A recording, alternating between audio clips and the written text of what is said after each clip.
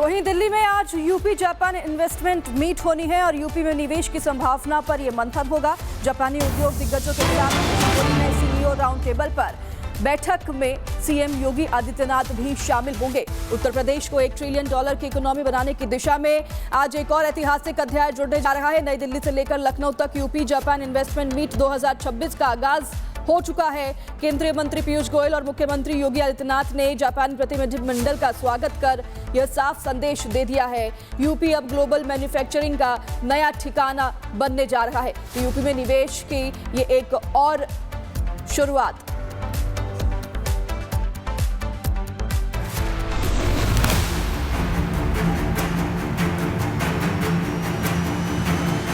Tokyo का भरोसा अब उत्तर प्रदेश का नया मंत्र बन चुका है।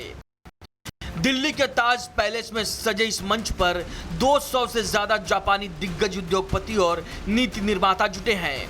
मौका है यूपी जापान इन्वेस्टमेंट मीट 2026 का, जहां जापानी तकनीक और यूपी के विशाल इंफ्रास्ट्रक्चर का संगम हो रहा है। 18 से 23 अगस्त तक चलने वाले इस 5 दिवसीय महाकुंभ में योगी सरकार जापान के साथ औद्योगिक साझेदारी को एक नया आयाम दे रही है। इस पूरी इन्वेस्टमेंट मीट का सबसे बड़ा आकर्षण है जीडा यानी यमुना एक्सप्रेसवे अथॉरिटी क्षेत्र में लगने वाला 3191 करोड़ रुपए का मेगा प्रोजेक्ट। एस्कॉर्ट्स कुबोटा और मिंडा कॉरपोरेशन के इन प्रोजेक्ट्स पर वर्चुअल ग्राउंड ब्रेकिंग की मुहर लग रही है, जिससे राज्य में 10,000 से ज्यादा युवाओं को सीधा रोजगार मिलेगा। इतना ही नहीं, जापानी कंपनियों और सप्लायर्स के बीच जीडा में 500 एकड़ में एक समर्पित जापानी सिटी का खाका भी तैयार किया जा रहा है। ऑटोमोबाइल के सेक्टर में, हाइड्रोजन एनर्जी के सेक्टर में, अन्य ढेर सारे ऐसे सेक्टर हैं जिनमें इन्वेस्टमेंट की ढेर सारी संभावनाएं यूपी के अंदर हैं।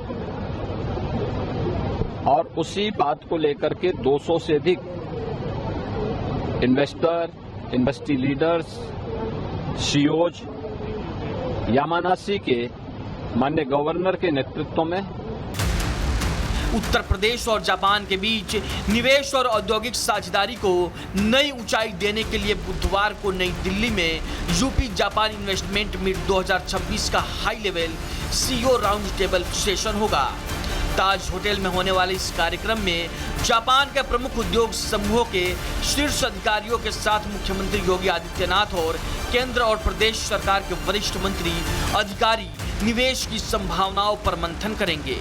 18 से 23 अगस्त तक चलने वाले यूपी जापान इन्वेस्टमेंट मीट 2026 में जापान के 200 से ज्यादा उद्योगपति, सीईओ, बिजनेस लीडर्स और नीति निर्माता भाग ले रहे हैं।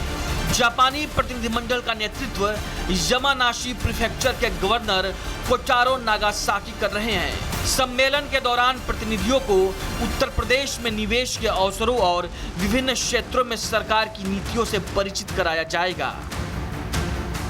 मुझे बड़ी खुशी है कि इतनी बड़ी डेलीगेशन 200 से अधिक जापान के उद्योग जगत से जुड़े हुए मित्र, वहाँ के निवेशक और वहाँ पे नवाचार से जुड़े हुए लोग उत्तर प्रदेश के दौरे पे आए हैं। और उत्तर प्रदेश के साथ जो पार्टनरशिप हमारे यामानाशी प्रीफेक्चर के